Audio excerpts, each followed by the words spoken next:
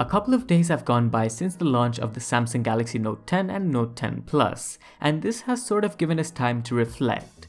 Both phones come with gorgeous displays with a 6.3-inch Full HD Plus panel on the smaller Note 10 and a 6.8-inch Quad HD Plus display on the Note 10 Plus. To be frank, these displays just seemed incredible when we held them in the hand.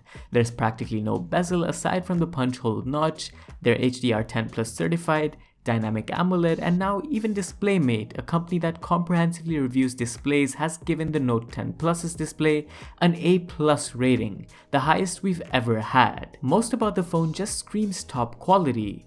Its design maintains a slim profile, it isn't particularly heavy, and has a great Aura Glow color finish, but yet retains all of the characteristics of a typical Note.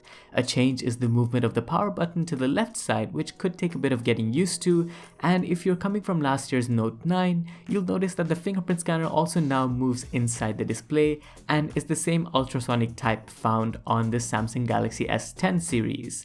Now, Samsung says it's removed the headphone jack on the Note 10 for a bigger battery. We've got a 3500 mAh cell on the Note 10 and a 4300 mAh one on the Note 10 Plus.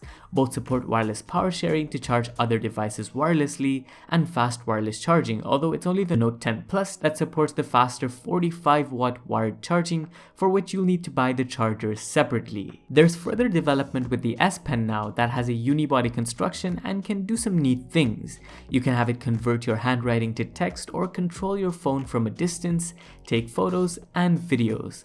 There's this extra element to it, and you can even pair up two S Pens with one Note if that's what you need. Of course, Samsung's optimized its One UI 1.1 software on top of Android 9.0 Pie to do these things, but it's still very smooth overall. With the Exynos 9825 octa-core CPU and up to 12GB of RAM depending on your Note 10 variant, I don't think you'll have any problem with using the phone or any sort of stutter or lag. And with that out of the way, let's also talk about the camera, which is also an upgrade.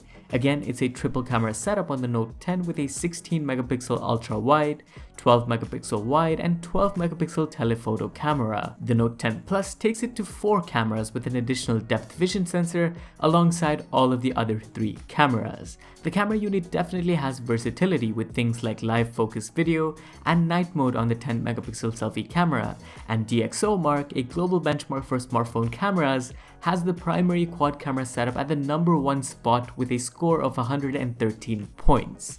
So that makes the Note 10 Plus #1 for both display and camera, and we're really excited to try out the phone more and see how it lives up to it in day-to-day scenarios.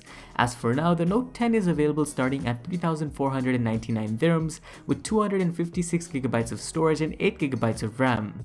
A small thing to keep in mind is that the Note 10 does not come with microSD card expansion, which is reserved only for the Note 10 Plus that starts at 3,999 dirhams for 256GB of storage and 12GB of RAM. Pre-ordering will also get you a free pair of Galaxy Buds, 2 years of warranty from the Samsung store, and 50% off on accessories like this one, which does a good job of keeping a slim profile and adds to the utility when the flap is closed. But that's about it for this one. Thanks for watching our take on the Note 10 series, and subscribe for more coverage coming very soon. This was Vaibhav, and I'll see you in the next one.